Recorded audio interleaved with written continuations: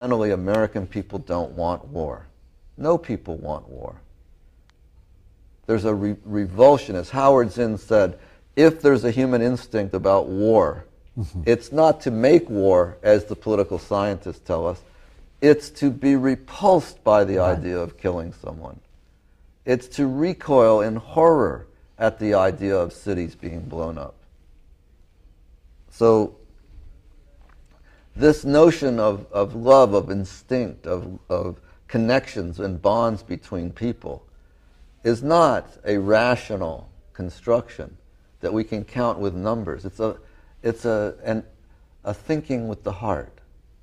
It's, to use a word that is greatly misunderstood, it's an irrationality. Yes.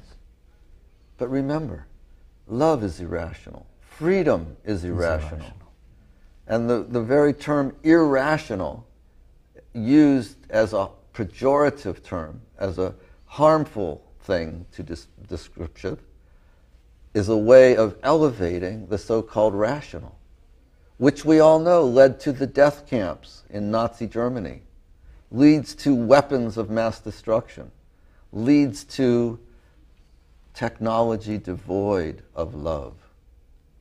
So reclaiming irrationality, eros, as something that has a progressive content was also part of the project, I believe, of Marcuse's construction of Freud. That's right.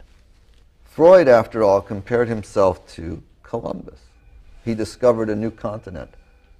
What continent? What continent did he discover? The unconscious. Incredible. Right there all this time, but unexplored. Unexplored. In that sense. So. Not that Columbus's discovery should be called a discovery, because after all, there were many people here long before him, including Africans, who we know were much closer to Brazil than Columbus or British people or the Vikings were to Newfoundland.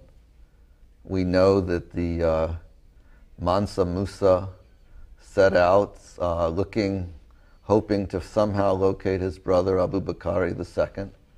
And we know that when Columbus arrived, there were African princes ruling in what is today Ecuador. So, you know, but to use the discovery term as a way of understanding how Freud uncovered something for intellectual investigation and understanding.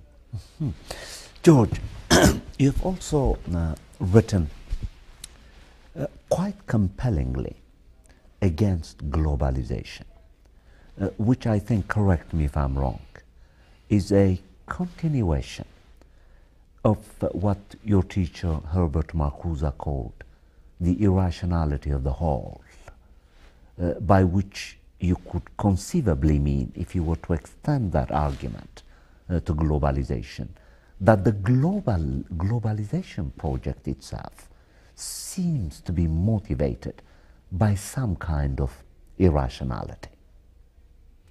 Well, Marcuse was always very careful to distinguish unreasonability from irrationality, to distinguish reason from rationality. So rationality has many forms as well, but to say that reason, that the notion of deliberation, whether it's by a solitary individual or by a group, to use our capacity to think with our hearts, with our heads, is perhaps what's most important in terms of democracy, as we've said, but also in terms of your human relations with your family, with friends. So when we look at globalization, there are also many forms of globalization. For instance, the ancient Greeks and Ethiopians had a great relationship for a long time. And we could talk about Egypt's relations with India. We could go to Vietnam's export of silk to the ancient Roman Empire, where the Emperor Tiberius forbade the wearing of silk in public because of the gold drain on the Roman economy. So this goes way back. But what is new today is corporate globalization. Globalization for the giant banks and companies. This means that the IMF, WTO, World Bank, systematically use their powers to turn poorer countries into servants of the richer. Let me give you an example. Under the Duvalier family, Yes. Haiti needed $25 million to meet its creditors' needs. Break? I think we're going to take a short break now, and because we have so much to talk about, and we just want you to take a little rest. Thank you.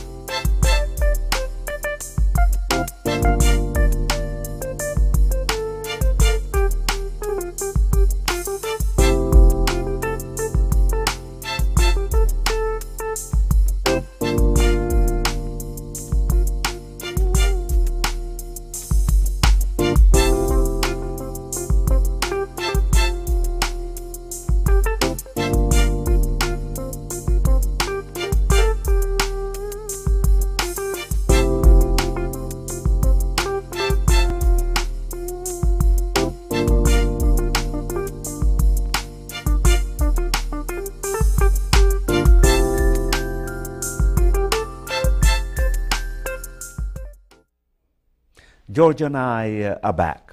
Aristotle characteristically argued that great minds are great by virtue of the fact that they make hair-splitting distinctions.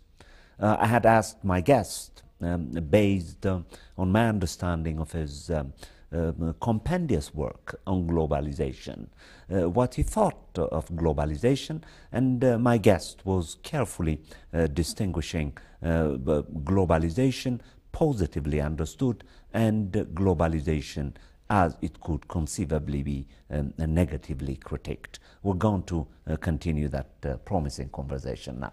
So back to you. Well, you know, we're back to the notion of the human beings controlling their own wealth. The world, the human species today has tremendous resources. And yet, would you believe, 773 billionaires have as much wealth as half of all humanity, as 3 billion people.